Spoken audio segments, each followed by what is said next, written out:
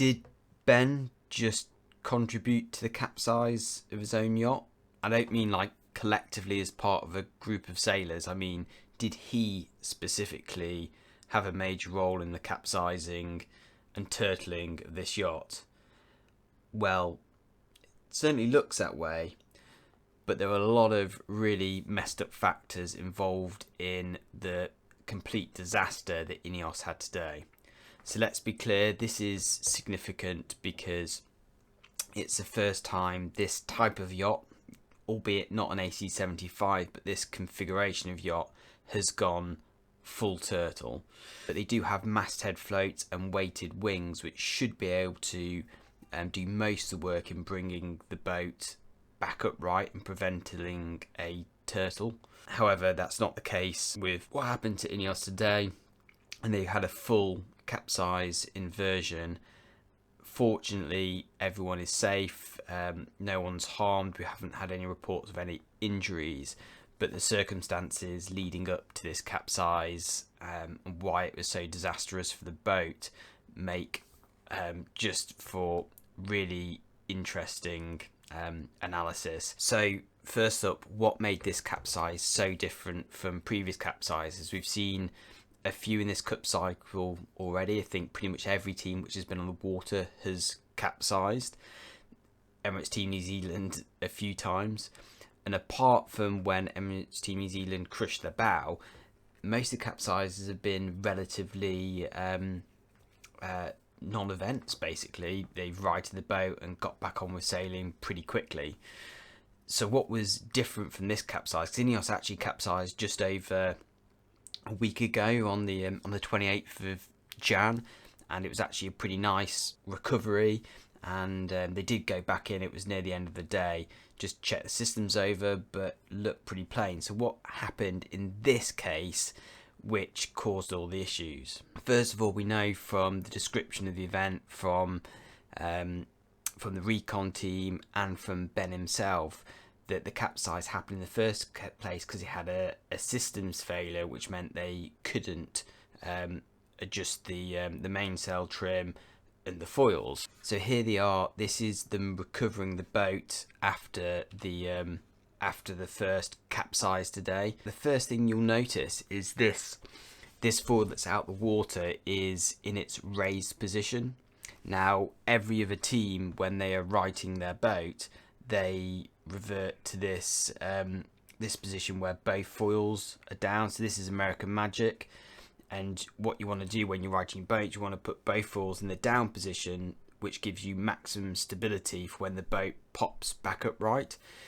INEOS's foil isn't down like it should be, so this points probably to the fact that they had an electronics issue when they slammed down, and that's probably why they haven't put this foil down. But I guess there should be questions as to why they don't have a failsafe which returns that foil to the down position, and this becomes significant when they right the boat, because this foil is then, it's a weighted foil, is then stretched out to port, which starts rolling the boat over to port.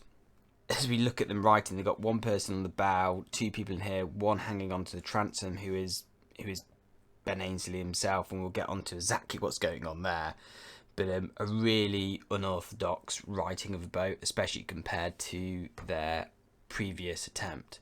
Now, when the boat comes upright, it's broadly into the wind, but not quite.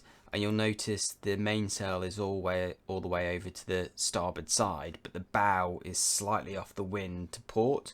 And what that means is the wind catches this sail coming over the starboard side of the boat, and because it's effectively sheeted up to windward, it's basically catching this sail and blowing the boat over. And that, coupled with the foil being stuck out in its out position, all of those factors are pushing the boat over, rolling the boat to port.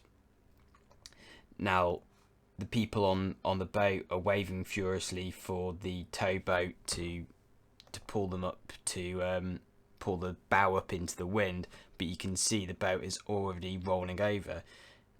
Now, why is it rolling over this way and the main sheet isn't dropping down to leeward? Well, This comes back to Ben himself and what he's doing hanging off the back of the boat.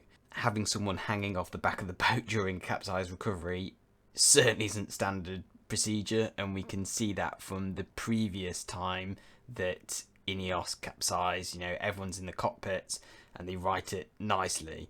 So why the hell have they got someone hanging onto the back of the boat? Well, to answer that question, we need to look at another video. Actually, let's jump back and look at a couple of photos. So this is the initial capsize, and you see this is Ben actually at the back of the boat. And what's he doing here? Well, this looks to be in his right hand there. Looks to be a blade. You can see he's got this blade up against the main sheet, which he's cutting through. Why would they be cutting the main sheet? Well, if they've had a electronics failure and they can't release any of these sheets, and if you look at this mainsail, it certainly looks flat and really hard sheeted on. If you look at the hydraulics, maybe they've just not got a way of releasing this main sheet, and they know if they bring the boat up with the main sheet sheeted fully on, then that's going to capsize them. So now that's not the only attachment point for the main sheet, and this becomes critical later. You'll see there's this other arrangement which is basically like skirting lines for the main below where the main sheet actually attaches, just to keep the lower part of the sail in check, and that's on this small line, but it's attached with very small kind of bungees to the traveller as well. So that's the only bit that's really holding the main to this traveller. Actually ends up being reasonably important, this whole thing. And they do actually cut the jib sheet as well, so they're probably having similar difficulties there. We've talked in previous video about their hydraulic jib sheeting system, and again, seems like that wasn't functioning, so they had to cut the jib sheet as well, so that when they righted the boat, the jib would just flap. Few things going on here that I want you to notice. First of all, mast rotation. So the mast is rotated slightly off to port, so that's putting the clue on the left hand side of the boat.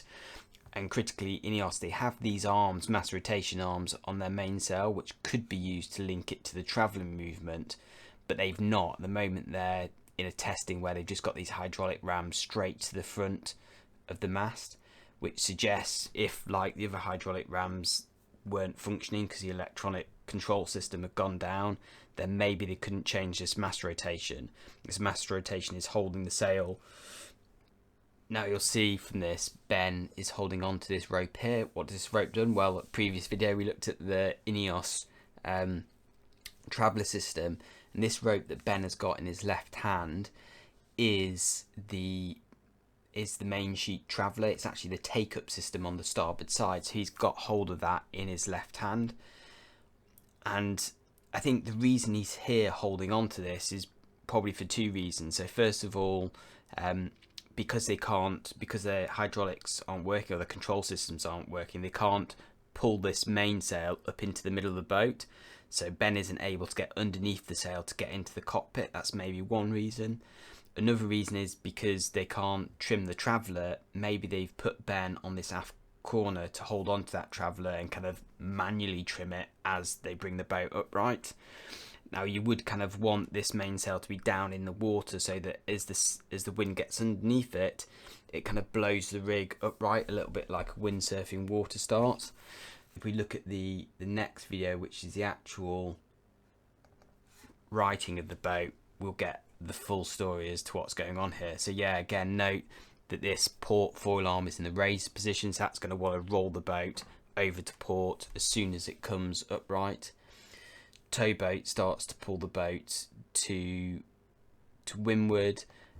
You'll see here now the mainsail is out of the water, and actually holding the traveller down to starboard at this point is probably good, because that's going to want to lift the mast out the water like a windsurfing water start.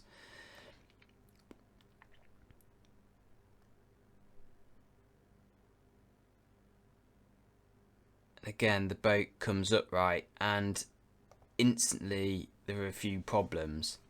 First of all, the boat instantly starts heeling over to port. And why would this be? Well, there's a few reasons. First of all, that foil is out, fully extended to port, making the boat want to roll back over that way. The jib's flapping, that's fine, they've cut the jib sheet, so no issues with that. The mainsail itself is popped as if it was on port tack, but with the mass rotation system locked down, it's effectively pushing that sail over towards the starboard side of the boat, which is effectively kind of backing that sail into the wind and rolling the boat over to port. But one final crucial factor is you'll see that Ben is still hanging on to the back of the boat, and in the preceding scene we saw him holding on to the traveller system, and I think he's got hold of the slack in the traveller and he's pulling that traveller up to the starboard side, which is backing that sail and causing it to roll, causing the boat to roll over to port. You can see he's holding on to something.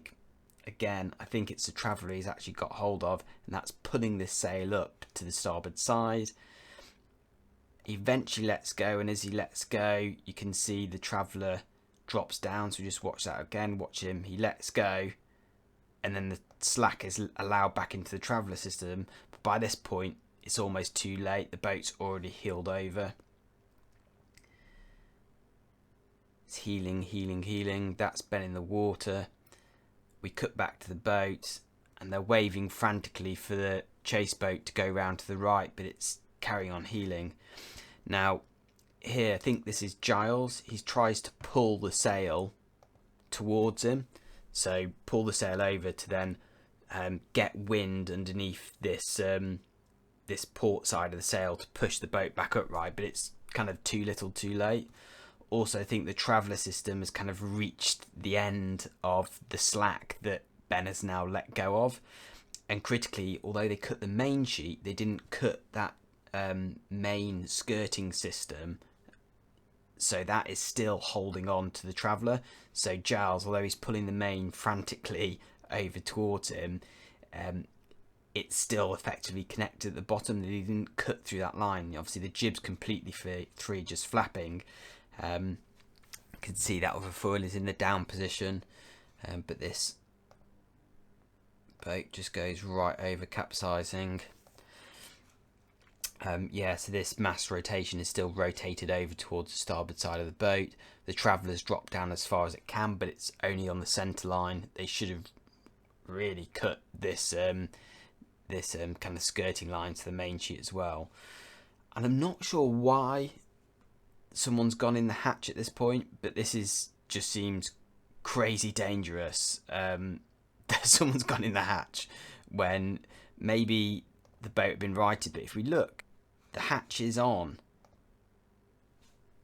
and the boat captain there just undoes the hatch cover, presumably to go in, but I'm not sure. See there, he's got it open, he goes into the boat, and I'm not sure what he's hurrying down below to do. But when the boat's not fully secured and upright, it seems pretty crazy thing to be doing, to be undoing a hatch. And obviously, as the boat then capsizes the other way, the hatch is actually clear of the water, so it's not initially a big issue. But I think when it starts turtling, that hatch being completely open probably becomes a significant issue. I mean, they're so lucky that everyone was safe, and there's got to be a lot of learnings from this from INEOS and from the other teams. And here we are, the boat slowly going over Turtle. I just bring up this photo because it shows pretty clearly this configuration at the back, and again, this is after the main sheet's been cut, so this black ball here should be connected to there, but it's not, leaving the only connection, the skirting lines, which are still actually connected to the traveller, albeit via a thin line. This here is the traveller take-up system, which Ben was holding on to and was actually pulling the traveller up to starboard with. And again, you can see the mass rotation system.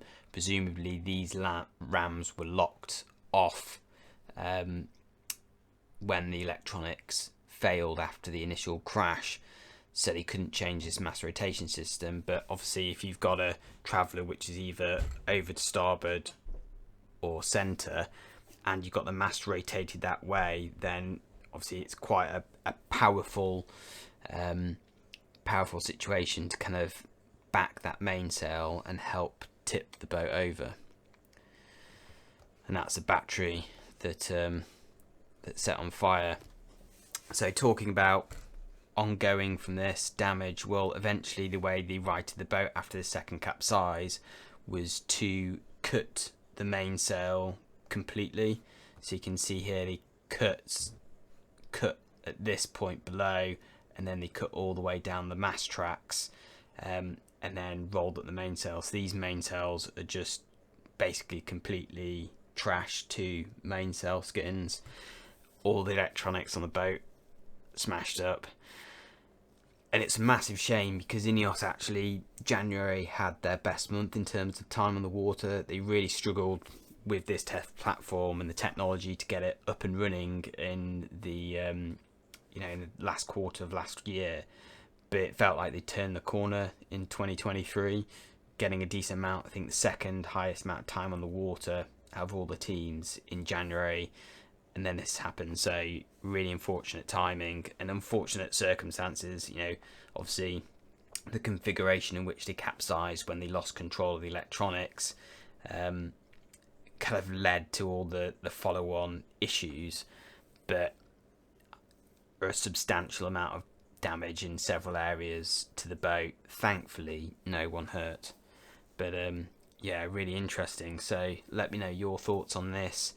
What can the other teams learn in terms of safety, and how long will it take INEOS to repair these damages to the electronics and the rig? We'll see. Hopefully they can get back on the water soon. Never like to see things like this happening, but yeah, plenty of learning for everyone.